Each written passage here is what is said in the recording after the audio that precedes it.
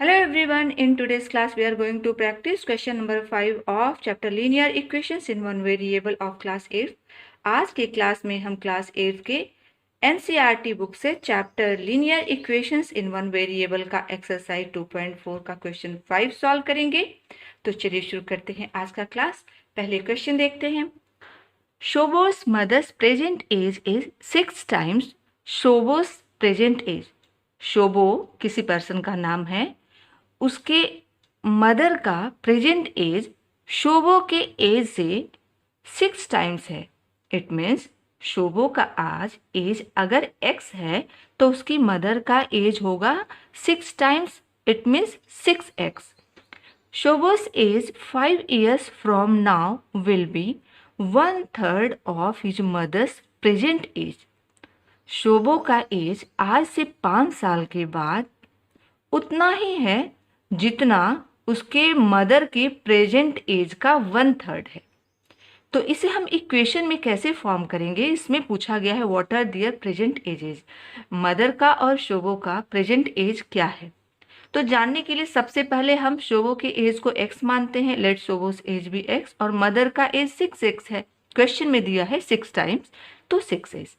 अभी यहाँ पर है कि शोबो की एज 5 साल बाद कितना होगा, पहले हम उसे वो लिखते हैं कि शोबो का एज 5 साल बाद। After 5 years Shobo's age will be x आज है तो 5 साल के बाद x + 5, ये शोबो का एज हुआ। अब ये किसके बराबर है? शोबो के मदर का प्रेजेंट एज का 1/3 है। क्या? ये 5 साल के बाद जो शोबो का एज है, तो मदर का एज आज कितना है? 6x है, इसका 1/3। तो इट मीन्स x + 5 ये किसके बराबर है? 1/3 है इसके मदर के प्रेजेंट एज के बराबर। प्रेजेंट एज है 6x, तो इसका 1/3 है। तो x + 5 = अभी इसको इससे कट कर दे, यहाँ पे 2, तो 2x। x + 5 = 2x। इसे हम और आगे सॉल्व करें।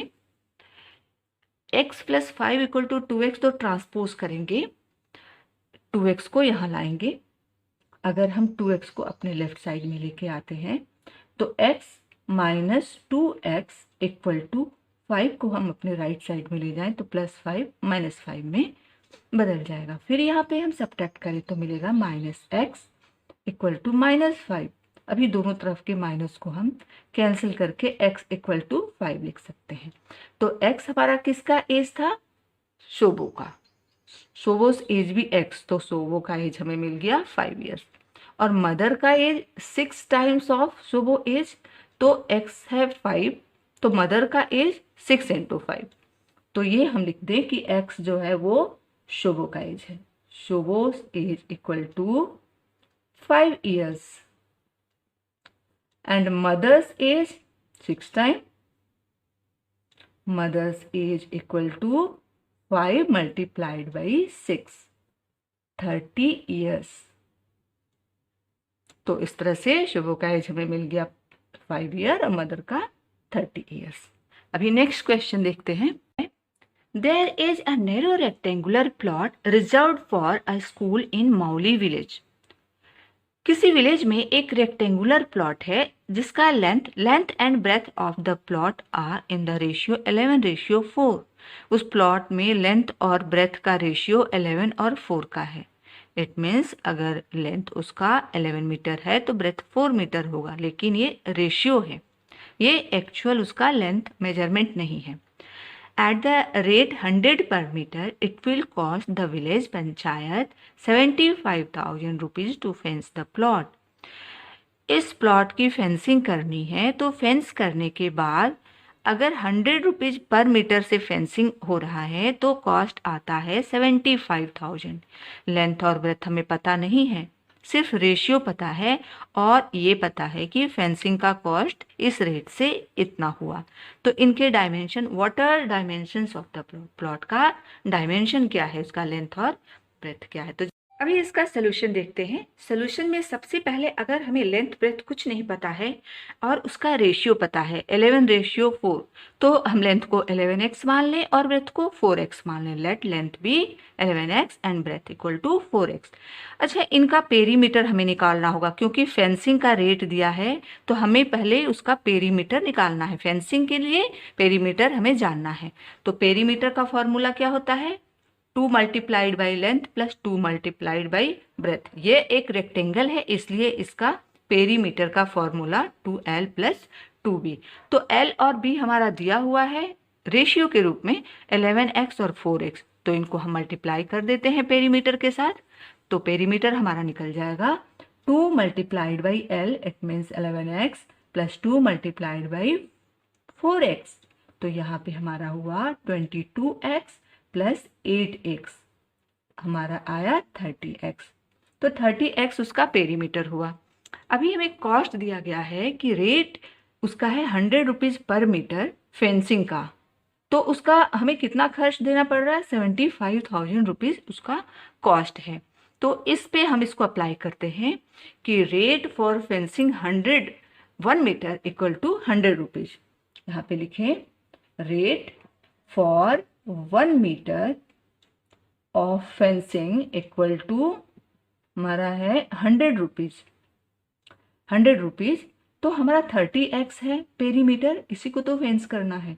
तो 30x के लिए हमारा हो जाएगा फॉर 30x, यहाँ पे लिखे for 30x equal to 30x multiplied by 100, it means 3000x।